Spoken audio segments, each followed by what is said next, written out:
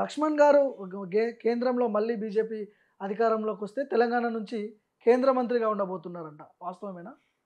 లక్ష్మణ్ గారు కేంద్ర మంత్రి అవుతాడా? కేంద్రంలో నా బాధ్యత ఏంటిది? ఇవాళ నరేంద్ర మోదీ గారు, అమిత్ షా గారు, జేపీ నడ్డా గారు వారు నిర్దేశిస్తారు. నేను ఒక సుశిక్షితులైన క్రమశిక్షణ కార్యకర్త 4 దశాబ్దాలుగా నమ్మిన సిద్ధాంతం కోసం, పార్టీ కోసం పనిచేస్తున్నాను. నేను ఈ పార్టీలో చేరింది ఎమ్మెల్యేనైతాను, ఎంపీనైతాను, కేంద్రంలో మంత్రి అయితాను కాదు. నేను నమ్ముకున్న సిద్ధాంతం జాతీయ భావన, దేశభక్తి, ధర్మం కోసం నిలబడే వ్యక్తిగా. నేను ఊసర వెళ్ళి మాదిరిగా పార్టీలు మార్చిన వ్యక్తిగా కాదు. ఇవాళ గెలిచినా ఓడినా పార్టీని నమ్ముకొని పనిచేస్తున్నాను. 200 ఓట్లతో ఓడిపోయాను రెండోసారి ఎమ్మెల్యేగా. అయినా పార్టీని వదలలేదు. కాబట్టి ఇవాళ పార్టీ నాకు చాలా ఇవాళ బాధ్యతలు ఇచ్చింది. ఇవాళ ఈ తెలంగాణ నుంచి ఉత్తరప్రదేశ్ తీసుకెళ్ళి నాకు రాజ్యసభ సభ్యునిచ్చింది. బీజేపీలో హయ్యెస్ట్ పాలసీ మేకింగ్ బాడీ 11 మంది సభ్యుల కమిటీ. ఇవాళ ప్రపంచంలో అతిపెద్ద రాజకీయ పార్టీ. అటువంటి ఆ రాజకీయ పార్టీలో నన్ను ఒక సభ్యునిగా తీసుకున్నదంటే తెలంగాణ వాడిగా, తెలుగువాడిగా ఇవాళ నేను గర్వపడుతున్నాను. అది బీజేపీలో సాధ్యం. నా ఫ్యాబ్రిక్ బ్యాక్గ్రౌండ్ ఏమి కూడా రాజకీయ నేపథ్యం ఉన్న కుటుంబం కాదు. నేను ఒక మధ్యతరగతి కుటుంబం నుంచి వ్యక్తిగా ఇవాళ ఏ రకంగా ఇవాళ ఈ పార్టీ యొక్క విధానాలు, సిద్ధాంతాలు నచ్చి పనిచేస్తున్నాను. కేంద్రంలో బాధ్యతలు ఏమిస్తుందా? అది ఏది బాధ్యత ఇచ్చినా నెరవేర్చేటువంటి క్రమశిక్షణ కార్యకర్త డాక్టర్ లక్ష్మణ్ తప్పితే వ్యక్తిగతమైన ప్రయోజనాలు ఆశించి ఈ పార్టీలో ఏనాడు నేను చేరలేదు. బయట జరుగుతున్నటువంటి చర్చ ఏంటంటే సంజయ్ ఉన్నప్పుడు బీజేపీ హవా పెద్ద ఎత్తునున్నది. రాష్ట్ర అధ్యక్ష పదవి మార్పు తర్వాత కొద్దిగా బీజేపీ అంటే ఇప్పుడున్న పరిస్థితుల్లో సంజయ్ ఉంటే పెద్ద ఎత్తున లోక్సభ స్థానాలు గెలుచుకుంటేదేమో, అసెంబ్లీ ఎన్నికల్లో కూడా డబల్ జీట్ అంటే 8 డబల్ ఇంకా ఎక్కువ స్థానాలు వచ్చాయేమో అనే ప్రశ్నలు వస్తున్నాయి సంజయ్ని మార్పు జరిగిన తర్వాత. అంటే కొంతమందికి అటువంటి ఆలోచనలు, భావాలు ఉంటే ఉండవచ్చు. నేనేం తప్పుపట్టలేదు. కానీ ఇవాళ భారతీయ జనతా పార్టీ సంస్థాగత ప్రక్రియలో భాగంగా సంజయ్ను మార్పు చేసి ఉన్నత స్థాయికి తీసుకెళ్లారు.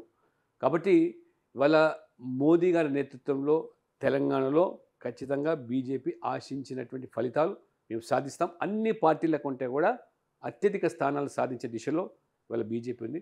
కాబట్టి ఇవాళ సంజయ్ అయినా, కిషన్ రెడ్డి అయినా, డాక్టర్ లక్ష్మణ్ అయినా అందరం కూడా క్రమశిక్షణ కలిగిన సిద్ధాంతాల కట్టుబడి పనిచేసేటువంటి కార్యకర్తలు మాత్రమే. ఎంపీల కోసం, మంత్రి పదవుల కోసం ఏదో ఆశించి ఈ పార్టీలో మేము పనిచేస్తలేదు.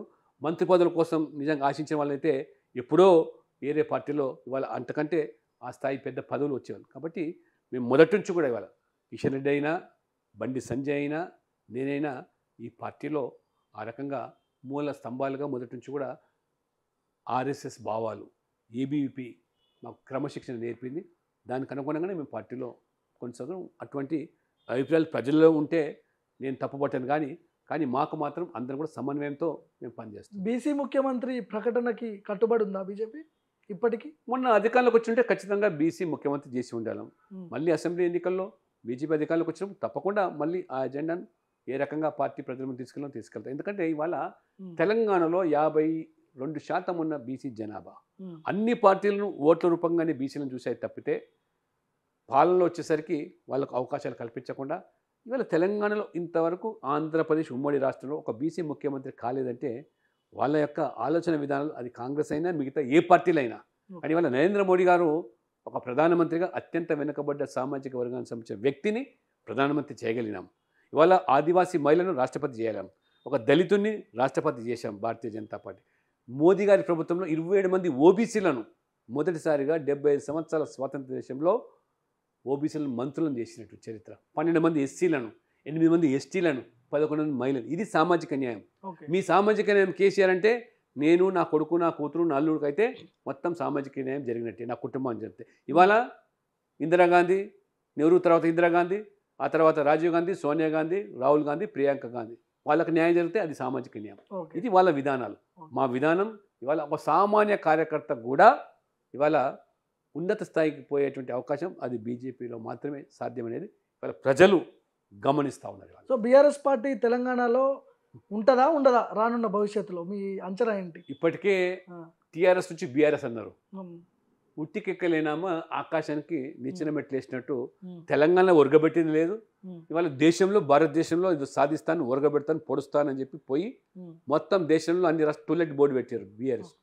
వాళ్ళ కార్యాలయాన్ని మూతపడ్డాయి. ఎవరు కూడా ఇవాళ అందరు కూడా మొత్తం వదిలేసుకోరు. ఇవాళ తెలంగాణలో బీఆర్ఎస్ అంటే టూలెట్ కాదు, ఫర్ సేల్ ఓకే. ఆ స్థాయికి వచ్చింది బీఆర్ఎస్. అది గత చరిత్ర ముగిసిన అధ్యాయం. అది మీ మీ దేవుడు కూడా ఆ పార్టీని మీ కాపాడు. పార్టీలోకి ఎందుకు వలసలు రావట్లేదు? అధికార పార్టీలోకి పెద్ద ఎత్తున వలసలు పోతున్నాయేంటి? ఇవాళ మోదీ గారి విధానాలు నచ్చి, ఉమ్, బీజేపీ యొక్క పరిపాలన సిద్ధాంతాలు నచ్చి, మేము సైతం కూడా ఈ దేశం కోసం పనిచేస్తామని వచ్చే వాళ్ళకి మాత్రమే మేము స్వాగతిస్తున్నాం తప్పితే, వచ్చే వాళ్ళందరినీ కూడా ఇదేదో మేము ఇంతకుముందు ఆయన గేట్లు తెరిచామంటున్నాడు ఉమ్, ముఖ్యమంత్రి. గేట్లు అవును. గేట్లు తెరిస్తే ప్రమాదం ఉంది. వచ్చే వాళ్ళేమో కానీ పోయే మీ గేట్ల నుంచి పారిపోకుండా అది కూడా చూసుకో. పార్లమెంట్ ఎన్నికల తర్వాత ఆ ఓకే. జాగ్రత్త వాడు ముఖ్యమంత్రి రేవంత్ రెడ్డి గారు. గేట్లు తెరిచినావు బాగానే ఉంది, ఉమ్, కానీ ఆడ కాపలాదారు లేకపోతే వచ్చేవాడేమో కానీ పోయేవాడిని కూడా చూసుకో. ఓకే. అంటే బీజేపీ చరిత్రలు కాదు. ఇద్దరు ఎంపీలు ఉన్న బీజేపీ ఇవాళ 303 ఇవాళ మా విధానాలతోని, మా సిద్ధాంతాలతోని, మా పనితీరుతోని ప్రజలను మెప్పు పొంది ప్రజాస్వామికంగా గెలిచి వచ్చాం తప్పితే, మీ మాదిరిగా తండ్రి పేరు చెట్టు పేరు చెప్పి కాయలమ్ముకుంటా బీఆర్ఎస్ కాంగ్రెస్ పార్టీ విధానం బీజేపీ. మీరు కూడా గతంలో కాంగ్రెస్ పార్టీ కూలబోతోంది, ఎక్కువ రోజులు ఉండదు అనే వ్యాఖ్యలు మీరు కూడా చేసిరు. ఏ ఉద్దేశంతో చేయాల్సి వచ్చింది అవి? భార్గవ్, నేను ఎక్కడ కూడా ఒకసారి కాంగ్రెస్ ప్రభుత్వం కూలిపోతుందని నేను చెప్పలేదు. ఎక్కువ రోజులు ఉండదు పార్లమెంట్ ఎన్నికల ఫలితాల తర్వాత ఉమ్, ఈ రాష్ట్రంలో కూడా మోదీ తరహా పాలన కోరుకునేటువంటి ప్రజలు డబుల్ ఇంజిన్ సర్కారు కోరుకుంటున్నారు, మార్గం సుగమం అవుతుందని చెప్పాను. అంటే ఎట్లా సాధ్యమవుతుంది? చెప్తారు. అంటే ఎన్నికల ప్రక్రియ ద్వారా సాధ్యం.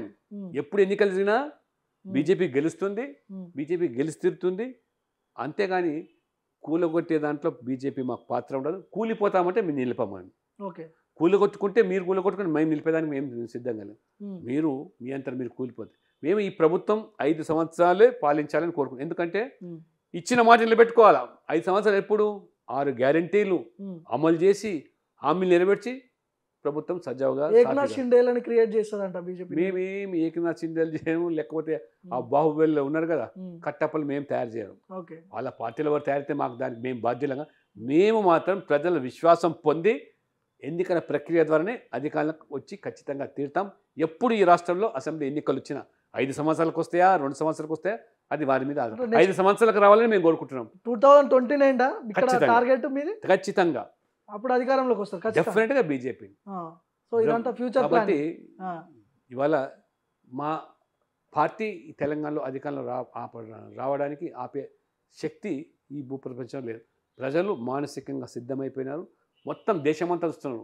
గుజరాత్, ఉత్తరప్రదేశ్, మహారాష్ట్ర, మధ్యప్రదేశ్, రాజస్థాన్ ఏ రకమైన అభివృద్ధి, బీమారు రాష్ట్రాలు అనుకున్నటువంటి ఇవాళ ఉత్తరప్రదేశ్ లాంటి బ్రహ్మాండమైనటువంటి అద్దం లాంటి రోడ్లు, హైవేస్, ఇవాళ ఈజ్ ఆఫ్ డూయింగ్ బిజినెస్, ఎఫ్డిఐలు, ఇవాళ మాఫియాను ఏ రకంగా అణిచివేసి బుల్డోజర్ బాబాగా ఖ్యాతిగాంచి ఇవాళ సజావుగా పాలన ఉత్తరప్రదేశ్ జరుగుతుందో, ఎందుకు మన తెలంగాణలో హైదరాబాద్లో ఈ మతోన్మాద మజ్లిస్ మట్టి కల్పించే నాయకుడు పార్టీ లేదా అని వాపోతున్న వాళ్ళ మాధవీలతని దింపడానికి ప్రధానమైన కారణం ఏంటి సార్? ప్రధానమైన కారణం ఏముంది? ఆమె బీజేపీ సిద్ధాంతాలు, ఇవాళ భారతీయ సంస్కృతిలో భాగంగా పాత పట్టణంలో ప్రజలు అనిపిస్తున్న బాధలను గాథలను చవిచూరిన వ్యక్తిగా ఇవాళ మార్పు బీజేపీ ద్వారా సాధ్యమని ముందుకు వచ్చిన మహిళగా ఆమెను ఇవాళ మేము ప్రోత్సహించాం.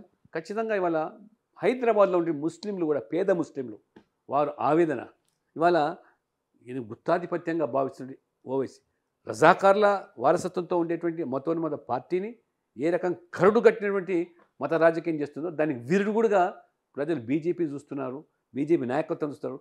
మిగతా పార్టీలు అన్నీ కూడా, అది కాంగ్రెస్ అయినా బీఆర్ఎస్ అయినా ఏ పార్టీ వచ్చినా మజ్లిస్కు జీవోజోర్ అనే పార్టీలే. దారుసలాంలో జీవోలు జారీ చేస్తే, హుకుం జారీ చేస్తే సచివాలయంలో జీవోలు తీసుకొచ్చే పార్టీలు ఇవి. వాళ్ళకు వంగి వంగి సలాములు చేసే పార్టీలు. బీజేపీ ఖచ్చితంగా ప్రజల మేలు కోసం కులంతో మతంతో నిమిత్తం లేకుండా పనిచేసే పార్టీ. కాబట్టి ఇవాళ హైదరాబాద్లో కనీసం మెట్రో రైలు రాకుండా అడ్డుపడ్డ మజ్లిస్ పార్టీకి తలవగ్గినటువంటి ప్రభుత్వాలు ఎట్లా ఆ పాత పట్టణాన్ని అభివృద్ధి చేస్తారో, ఆ పాత పట్టణ ప్రజల ఆవేదన రోదనను ఖచ్చితంగా బీజేపీ మాత్రమే పరిష్కారం చూపగలదు.